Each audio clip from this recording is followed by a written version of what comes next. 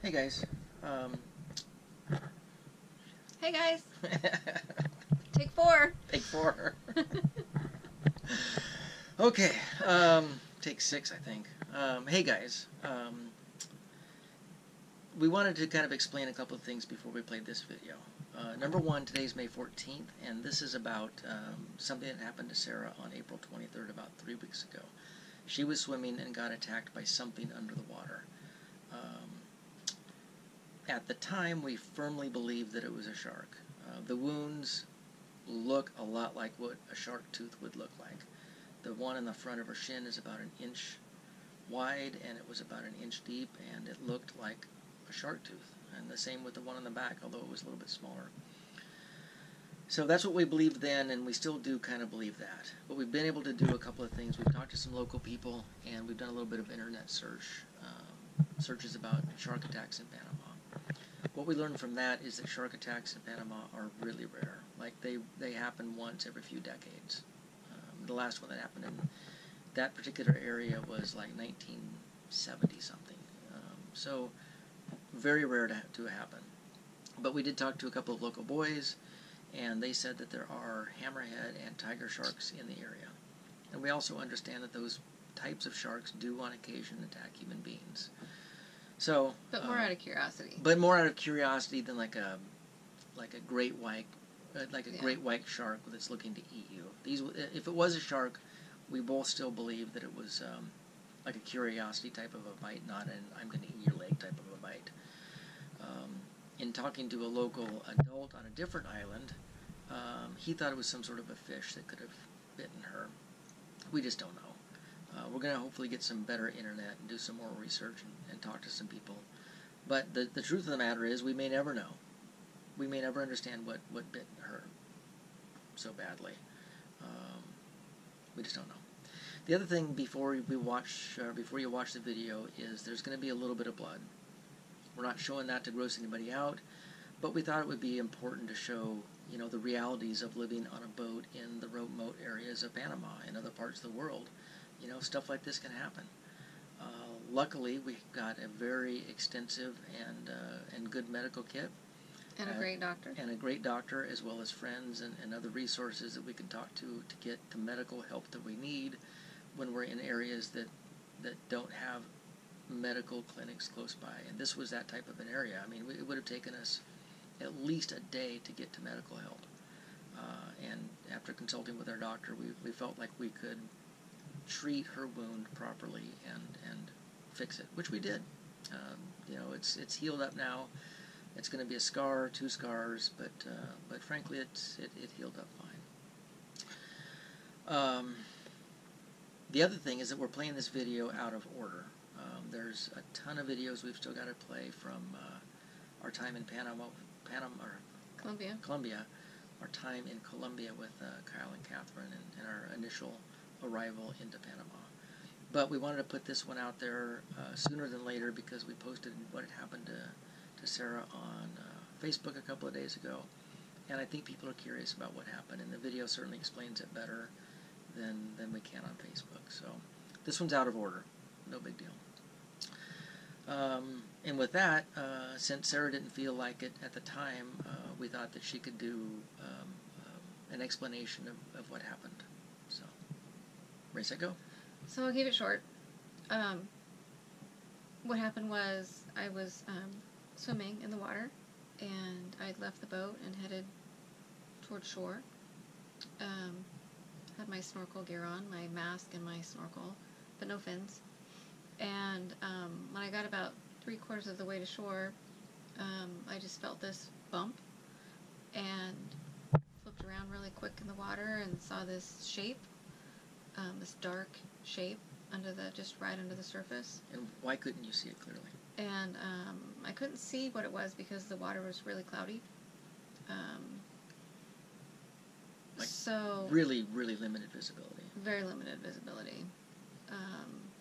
So obviously it freaked me out, but I didn't realize I had been bit. I just thought maybe, like a dolphin. Dolphins had been swimming in there. I thought maybe a dolphin bumped me or something.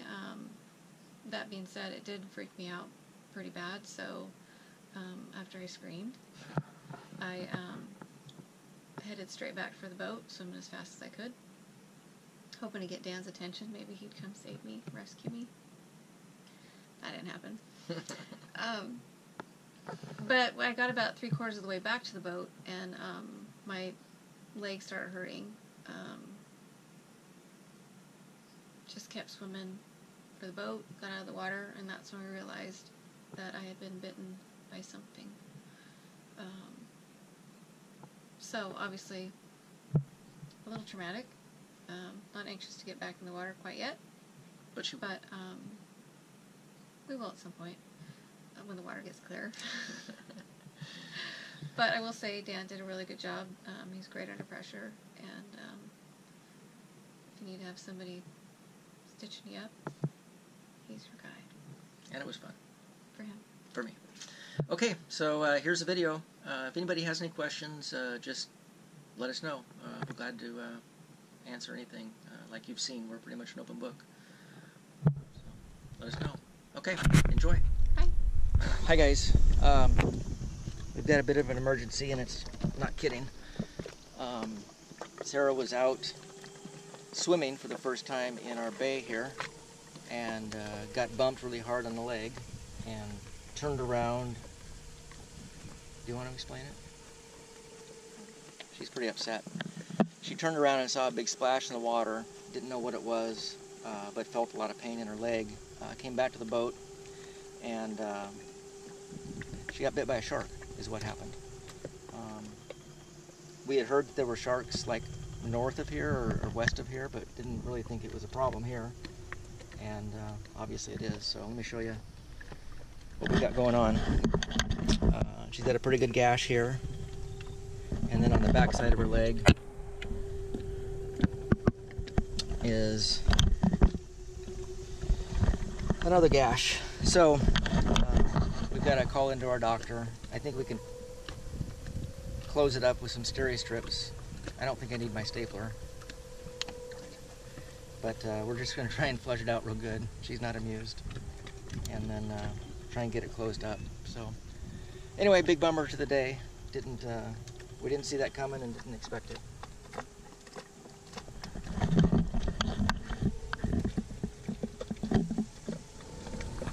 Okay, so it's been about an hour since the incident in the water. The incident, the shark bite, and we've done a little research. We've closely examined her wounds, and there is no doubt that it was a shark bite. You can see the two big wounds on either side of her lower leg, and there's a couple little very small abrasions where the other teeth just barely touched the skin or barely abraded the skin. So very rare in Panama, but it did happen. It's kind of odd that it happened on the first swim for Sarah, but we've been in contact with our wonderful family doctor by satellite phone since we have, no cell coverage. We're in a really remote area of Panama. There's really no way to get to a medical facility easily from here. So we've been in contact with him, and he's advised us on what to do, and the plan is to get my surgical kit out. What? Anyway, You're way too excited. I am excited about this. Anyway, when we decided to do this, we knew that this could happen, and it's not a life-threatening wound. It's not, actively bleeding. It's certainly not an emergency, but it is. It's something that needs to be taken care of. So when we before we took off, we consulted with our doctor and other resources, or actually multiple doctors, including friends of ours, and ended up with a pretty extensive medical kit. So we've got some lidocaine and some hypodermic needles and some sutures. So the plan is we're going to numb the wounds up a little bit, or a lot. A little? A lot. And then we're going to irrigate it with some saline, and then we're going to give it a few sutures, and put Sarah on some oral antibiotics for about 10 days just to make sure that there isn't any possibility of an infection. So that's the plan, and we're really excited. Pretty exciting day. One of us is excited, one of us is terrified. So I'll set up the GoPro and you guys can watch my surgery. Here we go. So here's my kit. I've got gloves. I've got hemostats maybe.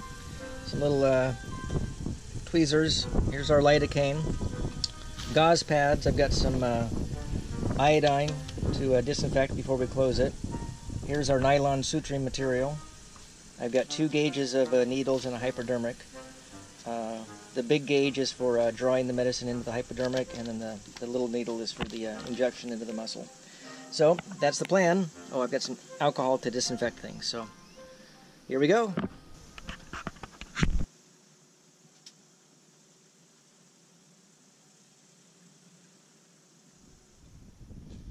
Better? One side all numb now. Good. Yeah, hold real still.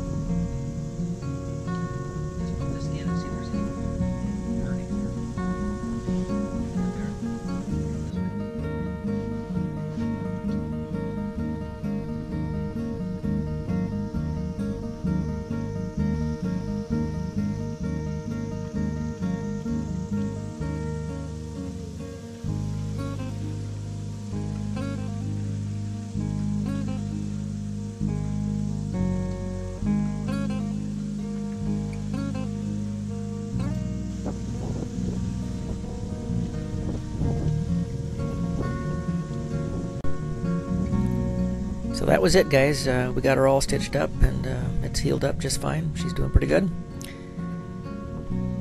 If anybody has any ideas what could have bitten her, just make sure and let us know. At this point, we're still trying to figure that out for 100% certainty, if there ever is such a thing. And like I said before, if you have any questions, just ask away. Take care, everybody.